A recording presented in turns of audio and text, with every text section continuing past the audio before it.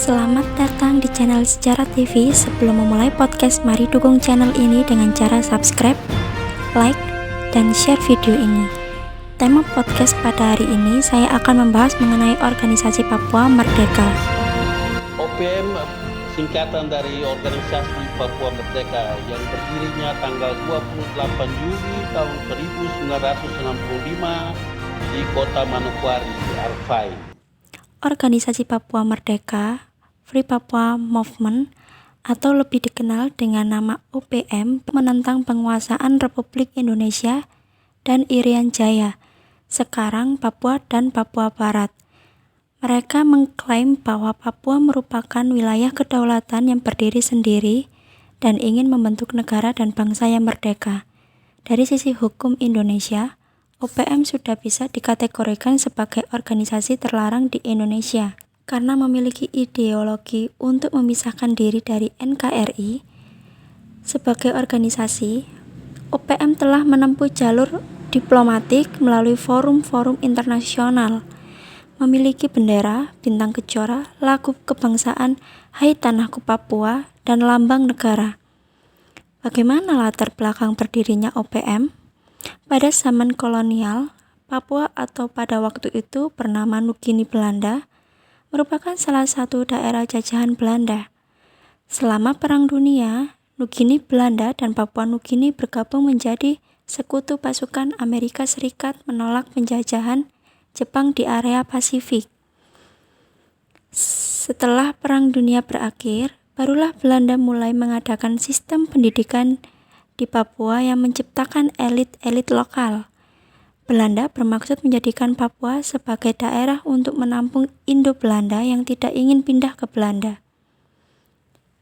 Seperti di Indonesia, dari kaum terpelajar Papua ini terbangun ide dan konsep nasionalisme Papua, yang merupakan akar dari lahirnya gerakan atau organisasi yang memperjuangkan kemerdekaan bagi rakyat Papua. Dari sisi sosial, rakyat Papua sendiri tidak pernah terlibat langsung dalam arus nasionalisme Indonesia, baik dalam peristiwa proklamasi ataupun terlibat dalam pembentukan BPUPKI. Di sisi lain, Soekarno dan Muhammad Yamin sangat berkeinginan menjadikan Papua sebagai bagian dari Indonesia. Hal ini pernah ditentang oleh Bung Hatta. Ia menyatakan bahwa Papua merupakan bangsa sendiri. Menurutnya, Indonesia untuk beberapa dekade ke depan belum siap untuk mengajari rakyat Papua. Namun dalam sidang BPUPKI, suara Hatta menjadi minoritas. Diputuskan bahwa wilayah Indonesia adalah bekas wilayah negara Hindia Belanda, termasuk di dalamnya Papua. Setelah proklamasi kemerdekaan, Papua masih belum menjadi bagian dari Indonesia. Belanda tidak mengakui klaim tersebut. Selama 11 tahun itu, Indonesia telah mengusahakan penyelesaian bilateral dengan Belanda.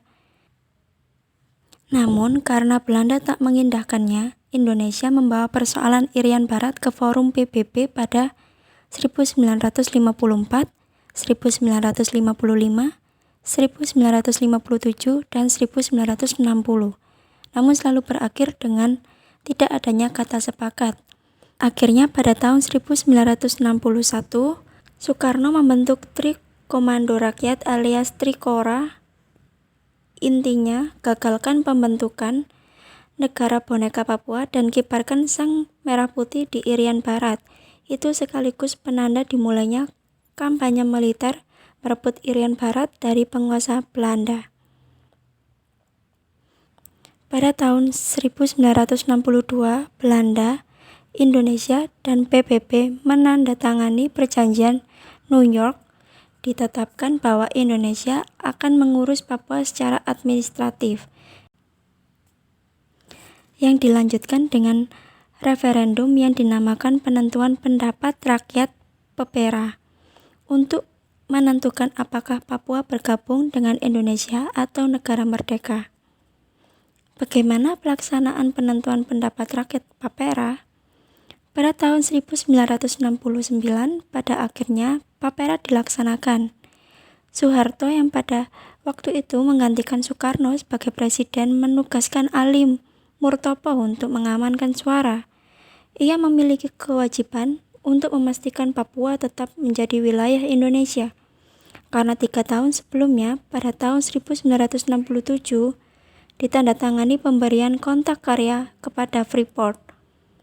Dengan kontrak karya itu, Freeport diberikan hak untuk mengeruk Erzberg alias Gunung Biji yang kaya tembaga dalam periode 30 tahun.